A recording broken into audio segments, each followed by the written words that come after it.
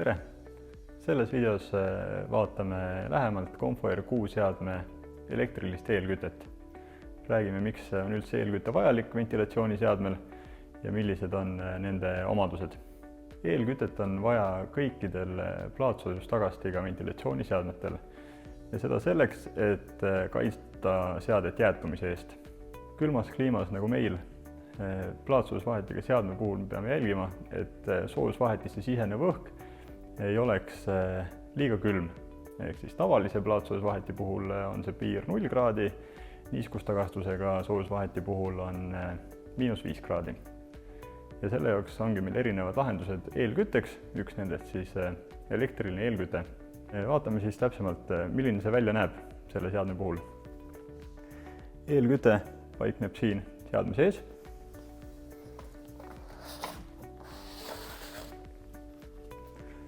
Ja see näeb välja selline.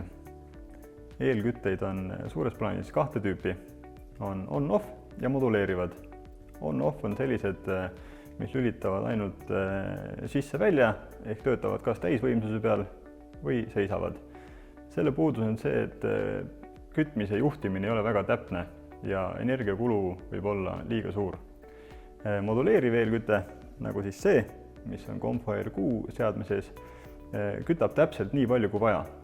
Kui me tahame hoida -5 kraadi ja õues on -8, siis selle 3 kraadi soojendamiseks me kasutamegi ainult väga väikest osa sellest eelküttest ja sellest on ka elektritarbimine oluliselt väiksem kui siis selline eelküte, mis lülitab kogu aeg täisvõimsusel sisse ja välja. Disaini poolest on kujundatud Senderi seadmete eelkütted selliselt, et need takistaksid võimalikult vähe õhu läbivoolamist.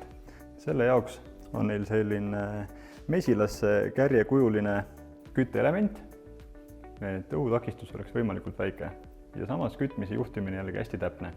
Vaikimisi Comfoair 6 ventilatsiooniseade tuleb ilma eelküteta ja see tuleb ise siia sisse paigaldada. Aga see on jällegi väga lihtne. Pakendis on kaasas manuaal, kus on piltidega samm-sammuline juhend, kuidas seda teha.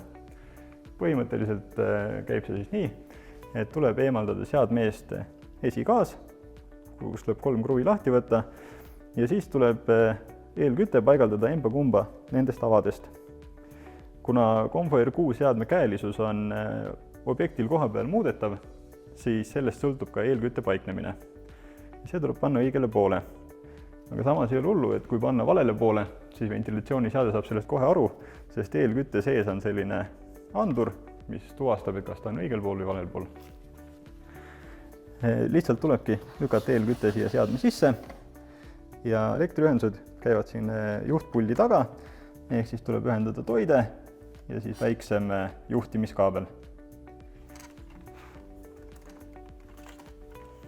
Sellega ongi meil antud üldine ülevaade ventilatsiooniseadme eelküttest, millised on Comfoair 6 seadme eelkütte põhilised eripärad ja kuidas seda paigaldada. Kui sind huvitavad veel täpsemalt erinevad Comfoair 6 seadme funktsioonid ja lisad, siis mine vaata meie YouTube'i kanalile ning leiad sealt mitmeid huvitavaid videosid.